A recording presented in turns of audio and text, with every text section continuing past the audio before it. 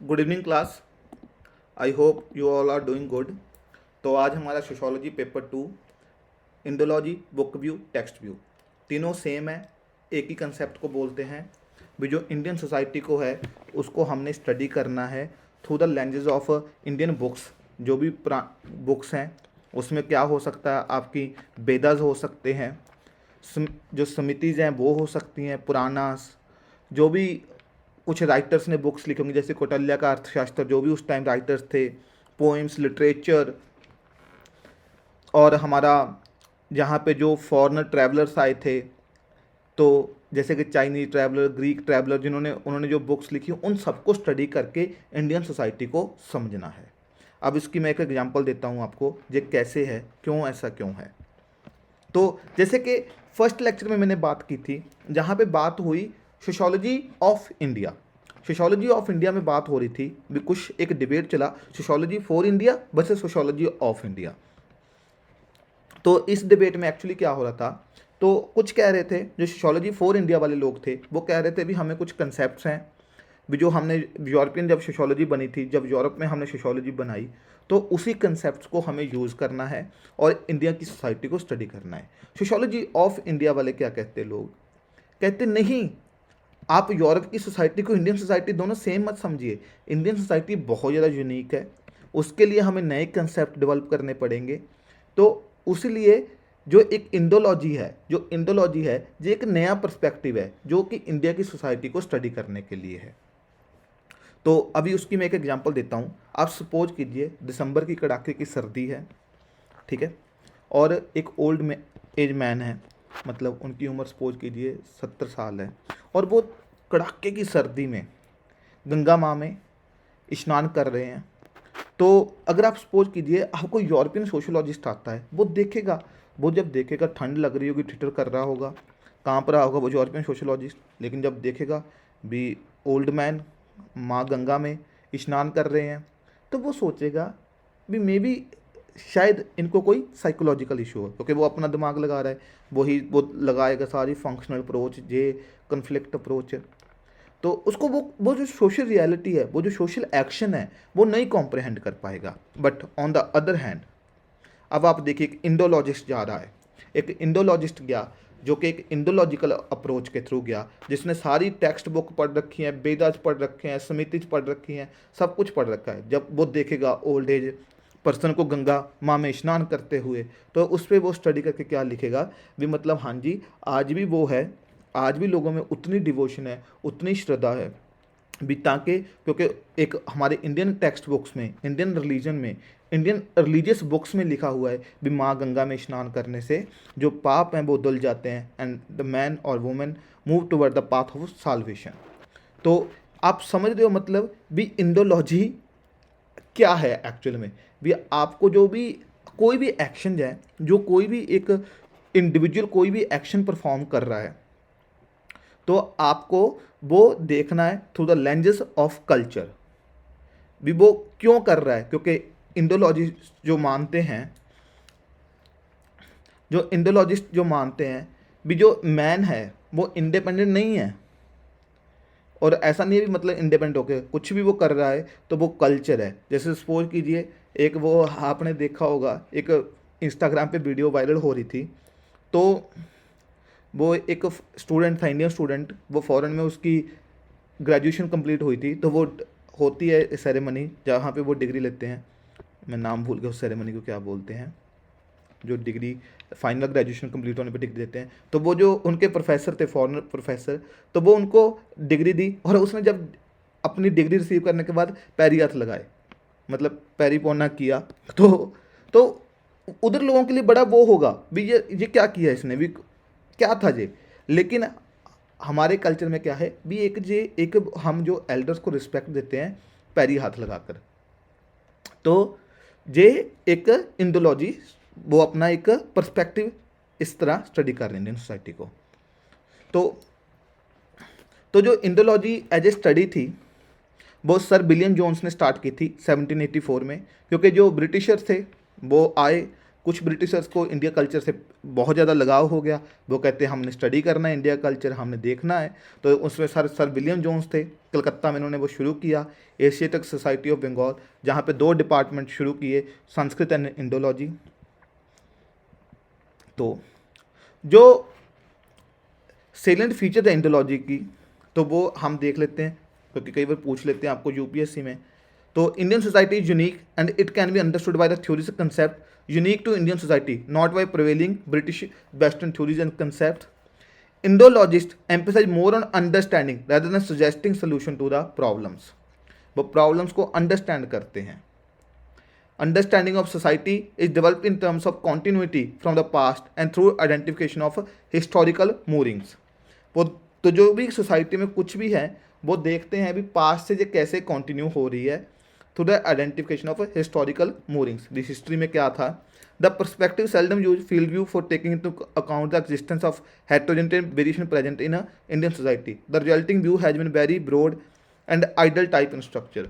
तो मतलब ये व्यू क्या करता है, इन्होंने कुछ नहीं जाना, कहीं फील्ड में नहीं जाना क्या हो रहा है, कुछ नहीं देखना, अपना बैठेंगे रूम पे बैठे, किताबें सारी सजाई, सपोज करो कास्ट स्टडी करनी है, स्टडी किया कास्ट को, अच्छा ऐसे है जे कास्ट में ये चीज़ें होती हैं, जे इनके वो हैं प्रिविलेजेस, जे डिस्क्रिमिनेशन होता है, और कर देंगे स्टडी।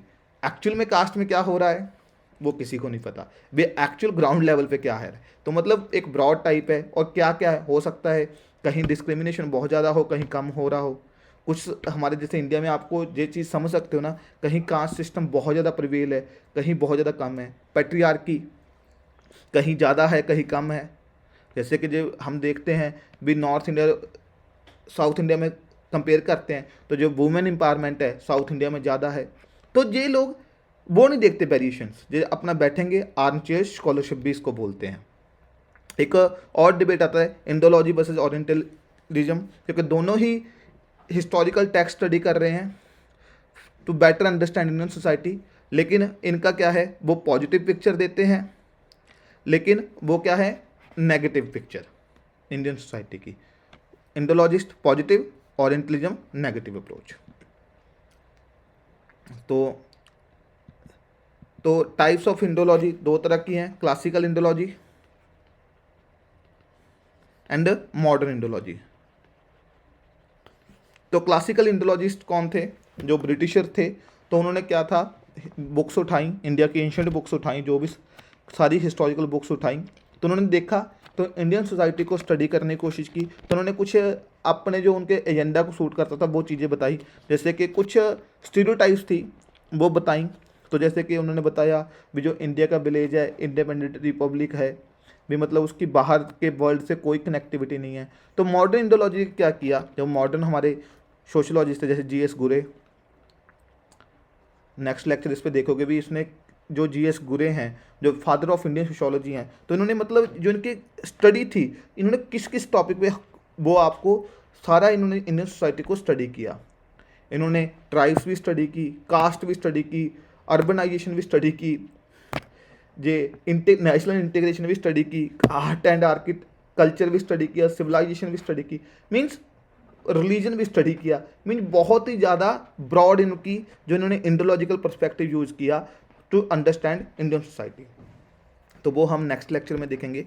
तो मॉडर्न जो इंडोलॉजिस्ट है जैसे जीएस गुरे, तो उन्होंने एक कॉन्टेम्प्रेरी इश्यूज़ को स्टडी किया और एक ब्रॉड व्यू दिया, जो कि एक स्टीरियोटिपिकल व्यू था, जो कि नेगेटिव व्यू था टुवर्ड्स इंडियन सोसाइटी।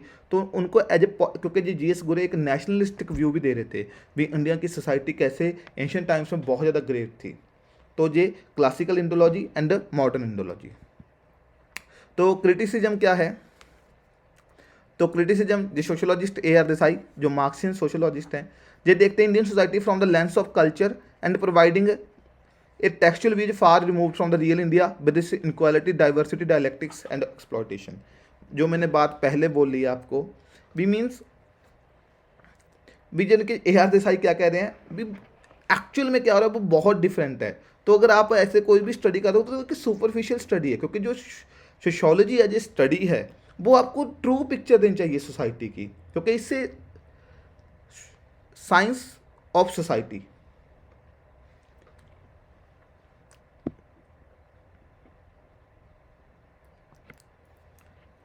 अदर जो इंडोलॉजी का क्रिटिसिज्म था भी ये इसको कॉलोनाइजेशन इंपीरियलिज्म को जस्टिफाई करने के लिए था। तो वो कहते थे भी मतलब हमने ये सोसाइटी को इम्प्रूव करना है, तो एक ये क्रिटिसिज्म है।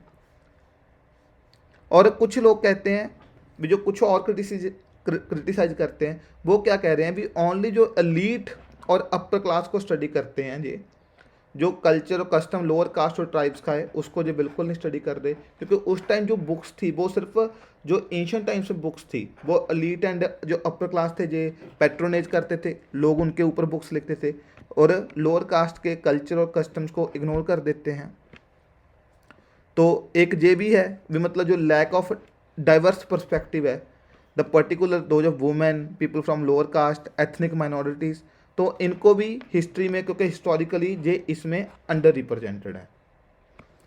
एक और क्रिटिसिज्म है भी मतलब जो एंशियंट टेक्स्ट्स हैं तो उसमें एक क्रिटिसिज्म और भी आता है भी उसमें चीज़ों को बहुत ओवर ग्लोरीफाई किया हुआ है, तो उसके कारण अगर ओवर ग्लोरिफिकेशन या किया होता है तो जो ट्रू पिक्चर है वो नहीं आ पाती।